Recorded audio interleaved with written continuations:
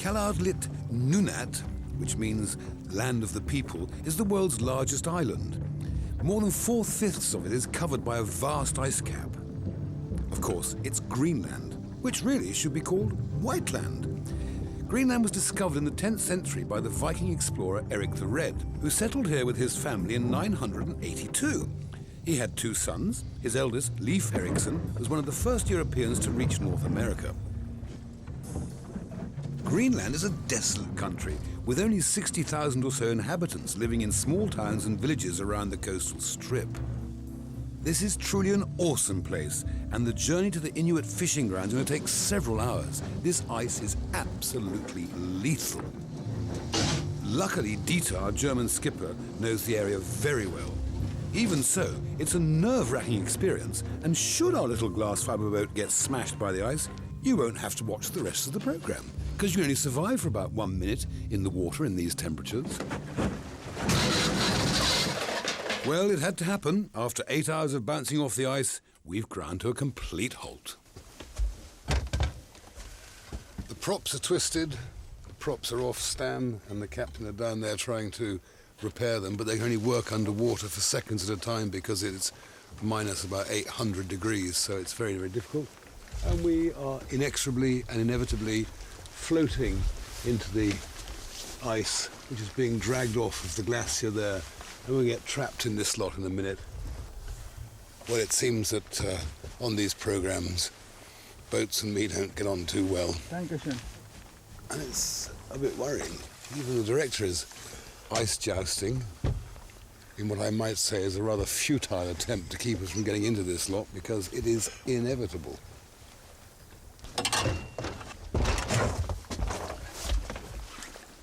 As long as we have 2 engines, no problem. Brilliant. So we have to move now? Yeah. Well, we are saved. Thank goodness. We do have 2 engines, so it's not... Well, it is terrible, actually. Because by the time we get back to land, the pubs will be shut, and that's the real inconvenience of this kind of thing. Luckily, we had a drop on board, so after a tincture or 2, we continued towards our goal, the fishing grounds of Disco Bay. Out here, on top of the world, we stumbled across, quite by accident of course, this lone Inuit fisherman pulling in his catch. I decided to board his boat in the hope of conducting an in-depth interview, but with his lines full of catfish and halibut, Salik, my latest chum, has no time to stop and talk.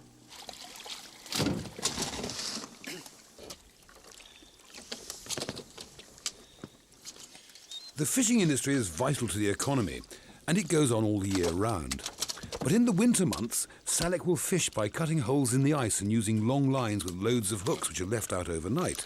And then in the morning, in his small boat, he can pull in some 100 kilos a day.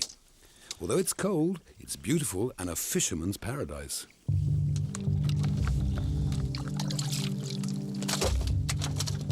Because of the harsh climate, nothing grows on Greenland, and apart from fish, seal and whale are hunted around the coast to form the staple diet. Everything else needs to be imported.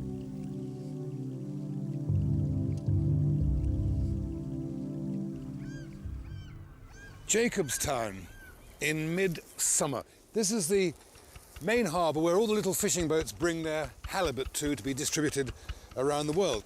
Now, as I said, Mother Nature doesn't thrive too well up here, so we're going to put some dumplings, which I got from the supermarket. Amazing supermarket, sells everything from prams to stereos and strange frozen food. These are little frozen flour and butter and water dumplings, and they're going to go into my chicken stock.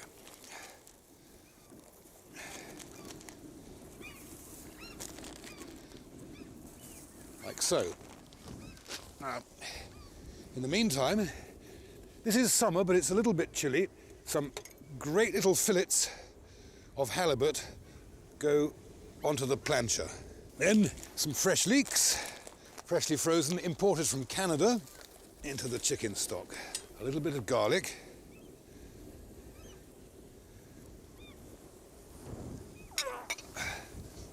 See how these are getting on. Ah, they are cooking, but only just. A squeeze of lemon on each of those. And then A little bit of chopped onion, again imported from far away. Some fresh chives, freshly frozen in their little box.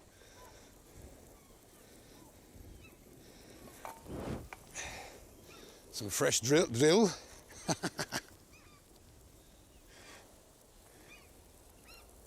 Goes into there too.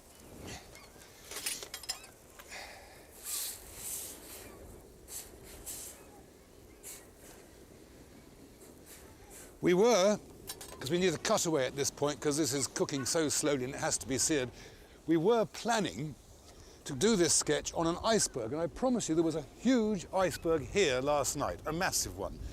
And we wrecked it, we climbed on it, it seemed perfectly safe, and we were going to do the whole thing in a really dramatic sort of way. But unfortunately, when we woke up this morning, the blasted thing had disappeared. Excellent, the soup is ready, so I'll put that into the tureen. And some of it onto the table as well, but that's quite normal. There are bound to be snags. Leeks and dumplings go into the chicken stock there. Our seared, I'll just try and clean it up a little bit. It's the wind, you understand, blows things around. Then our little bits of seared halibut.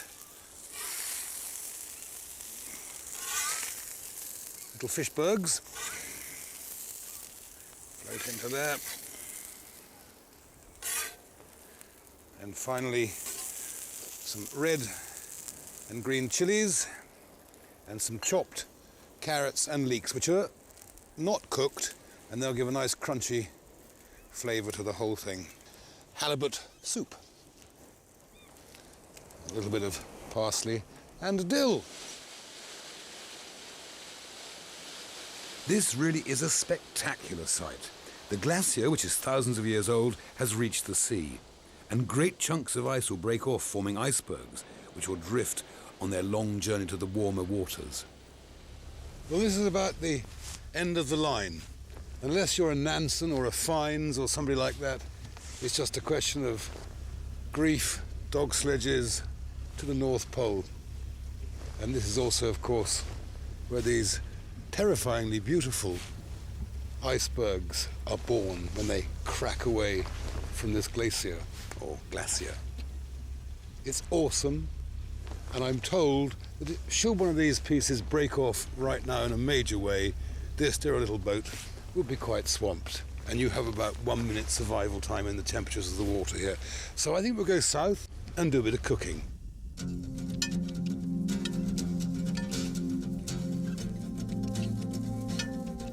Compared with the last location, now that we're free of snow and ice, here in southern Greenland is positively tropical. But I'm on my trusty steed heading for the sheep farming community of Ikaliko village, where 50 or so inhabitants graze sheep on the very scarce resources of grass. And because of the climate, no trees grow anywhere in Greenland, just small shrubs and plants along this coastal region. Without its mantle of snow, this country would look like a huge stone quarry. But winter is just around the corner, so the sheep are being gathered in to weather the winter storms, with the exception of one. This is southern Greenland at its best. This is Floyd's Fjord Fiesta. Here, on the unique pieces of grass that they cultivate, not even allowed to walk on them, they rear lamb.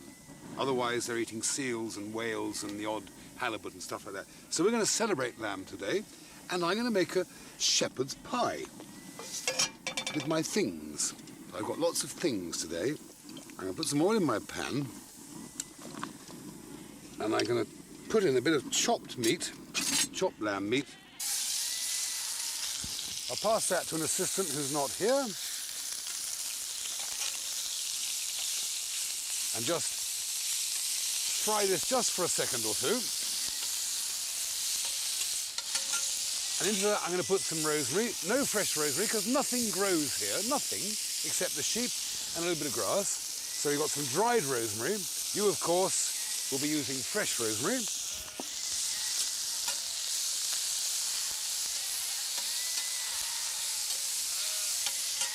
And we'll add a bit of salt and a bit of pepper. and we can turn the gas off. Now, into the pan here, we're going to put the lamb. Sorry about shadows and steam and things like that. Now, traditionally, any kind of shepherd's pie was made from the leftover bits of lamb. And these, because we're also roasting some lamb and making other things well, these are little bits of trimming.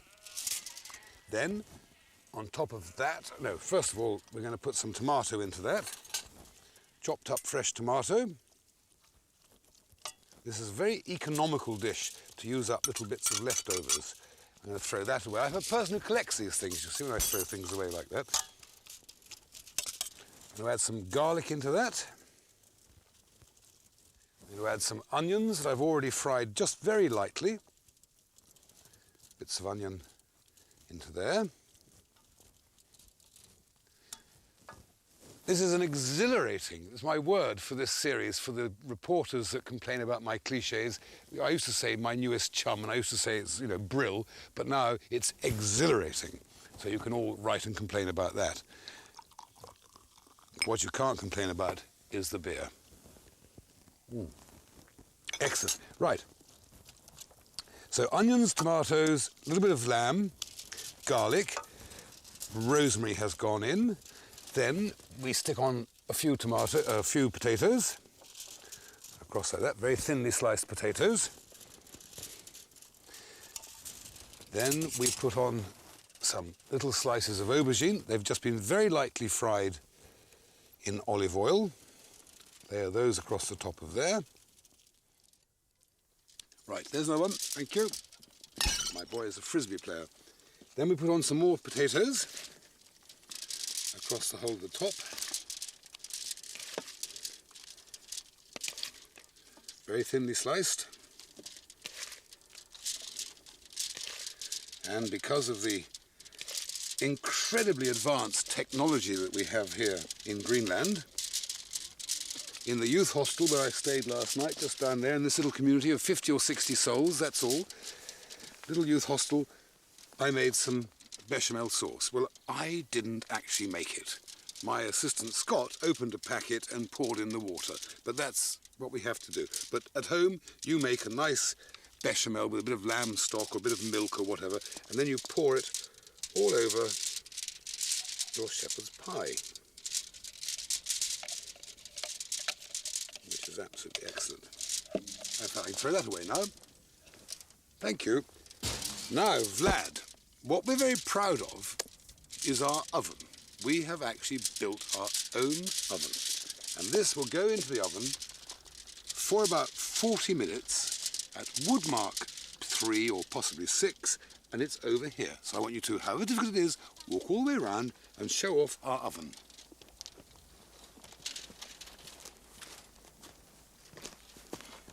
Shadows and all, the director gets very fussy about this. We spent all night building this.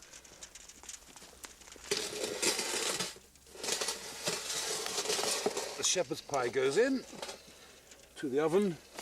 With my special cloth, I close the doors. Quite with some difficulty, probably. I thought we should also do a little bit of roasted lamb. And I have a piece of boned out shoulder of Greenland lamb, which I'm going to stuff. That's the lamb. I'm going to put some breadcrumbs into my bowl here. Throw that to my assistant, who is missing. That's a pity. You can always fire him later. A couple of eggs into that.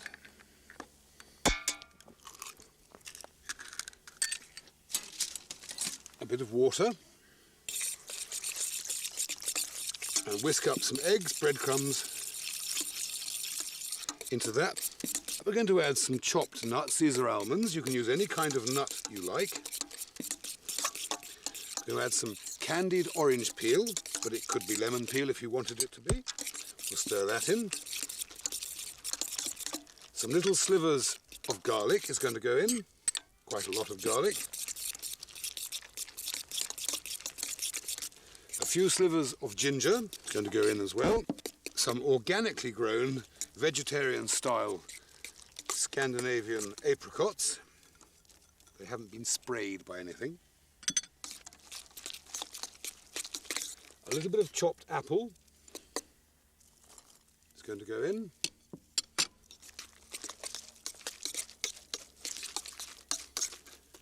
Some prunes are going to go in. A little bit of olive oil.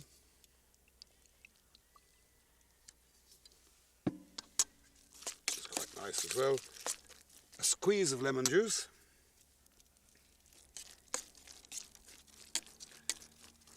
Now ideally I would have liked to have put in some fresh herbs, but we can't get any fresh herbs, so I'm going to add a little bit more of dried rosemary into that.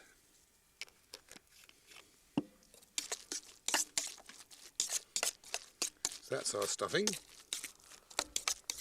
So I'm going to stuff this boned out shoulder of lamb with my mixture. Probably, maybe that's a little bit too much, but we'll see. Any excess we'll get rid of. We roll that up like that. And then somewhere here, my wire, very important. I'm going to tie this neatly up.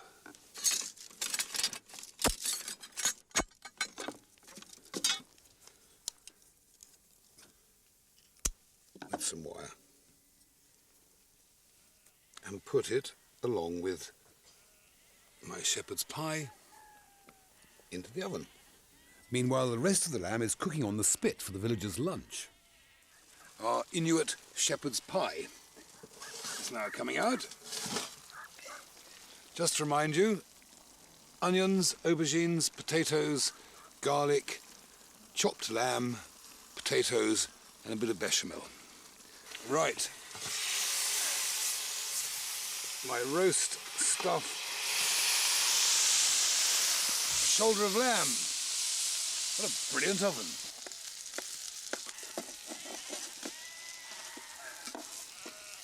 I'm absolutely delighted with that. Absolutely delighted.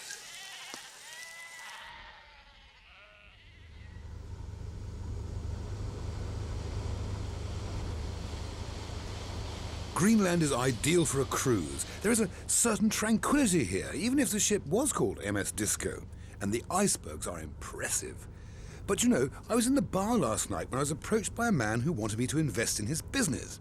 His idea was to cut great chunks off the icebergs and then sell them as 4,000-year-old ice cubes in bars and restaurants around the world.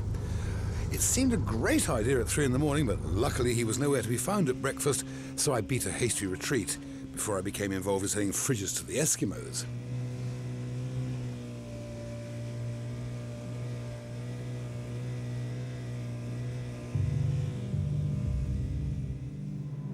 This is the deserted village of Kulisat on the southwest coast of Greenland.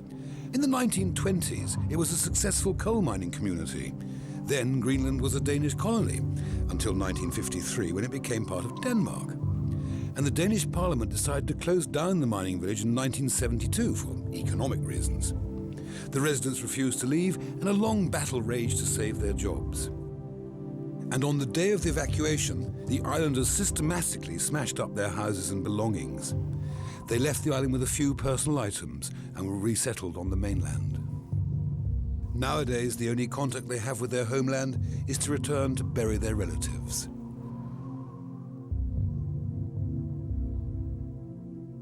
This is Nuuk, the capital of Greenland. And here, the Eskimos, or Inuits as they refer to themselves, which means real people, still hunt for whales and seals. They have long ago traded in their kayaks for these fast speedboats, and some 2,000 men earn livings as hunters.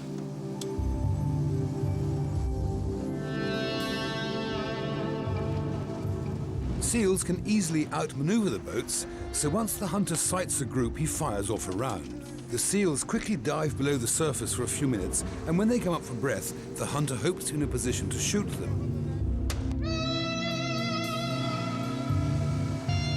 But this is a tricky business, as the boats are bouncing all over the place, so they can easily miss the target. The chase took several hours until this group of seals were trapped in a small bay.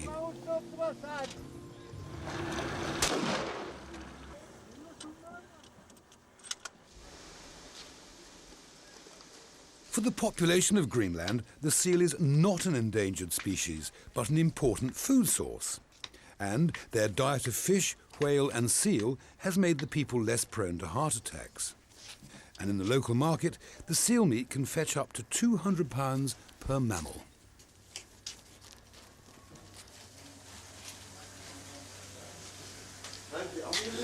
I'm beginning to discover some really extraordinary things about a seal. For example, it's like a pig. These are the spare ribs. This is the fatty bacon. Here is the kidneys. Here is the loin. Here is the liver, the chitlins, the kidneys, the spare ribs. It is absolutely clear that it's an animal absolutely rich in food content. Now, this little cooking sketch is what I call my Arctic feast for two. Minimum of 2 persons, 24 hours notice required. Might be, possibly, as long with my hat, slightly offensive to some of you. But here in Greenland, for centuries and centuries, the staple diet of the islanders has been seal and whale. Here I have a topside of whale, as I'm going to call it, and a fillet of seal. Now, normally here, the whale is fried with onions, rather like liver and bacon with onions kind of thing, and the seal, to my taste, is put into a monstrous kind of stew along with all its blubber. It's apparently very good for you. Greenlanders have one of the lowest heart attack rates in the world because of their diet. Not my way. So I'm going to do this sort of Asian, Indian, Arctic feast, I hope. Right. Get a bit of heat under there, and it is, although this is August, it's about -3 today, and it's jolly cold, and my plancha's a bit unhappy, and the wind is mucking about with the wok a bit, so it's going to be fairly chaotic, as usual. We'll put a bit of oil into there, and let that get up to speed. We'll put a bit of oil on there. Now, how this will all work out is very much to do with really the gods. Onions on, peppers on, red peppers on, cucumber pieces,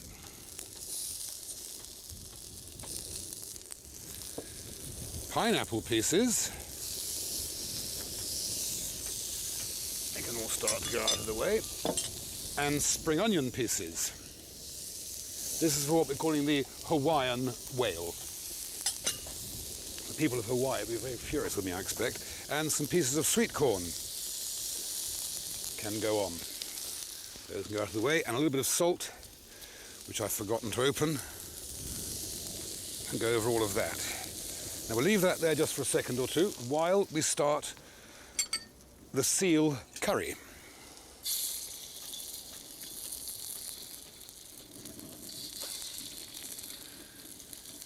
Little strips, fillet of seal. Into me we'll put a bit of beer. Then we'll add a few chopped onions into that, like so. A little bit of garlic. Some red and green chilies. And we'll give all of that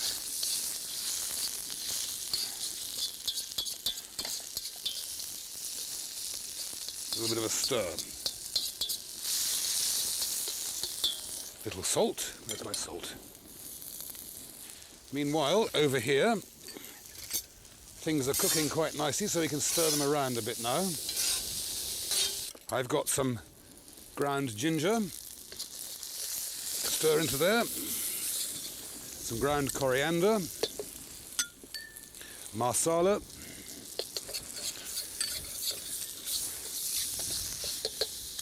Turmeric, and some all-purpose curry spice.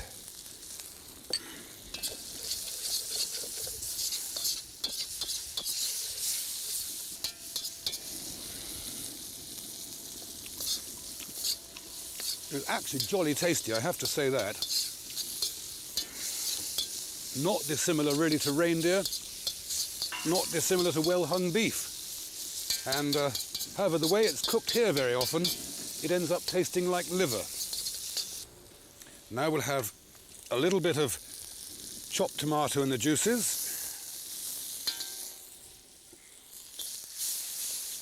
Now we'll put on some chilies and garlic and our very thin slivers of whale.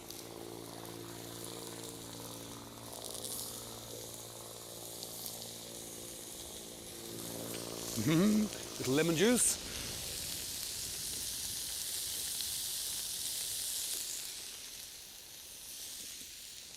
Meanwhile, over here we'll add some coconut milk and some fresh coconut.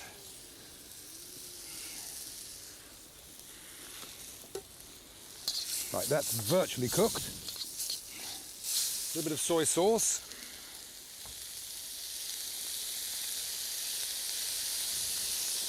Over the whole lot.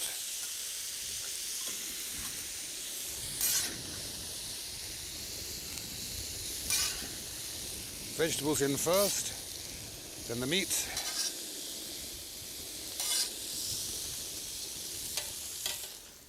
There's one. There's another one in their pineapples. Our curry goes into the ever versatile coconut shells.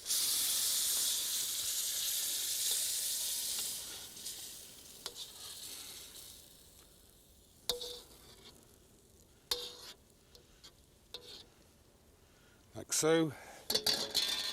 On top of the curry, some crisply fried onions. Very, very crispy fried onions. Few chives, any herb, coriander would have been nice, but I couldn't get any. Wild rice underneath, lemons and limes, mango chutney and poppadoms. 24 hours notice required, minimum 2 persons. I thank you.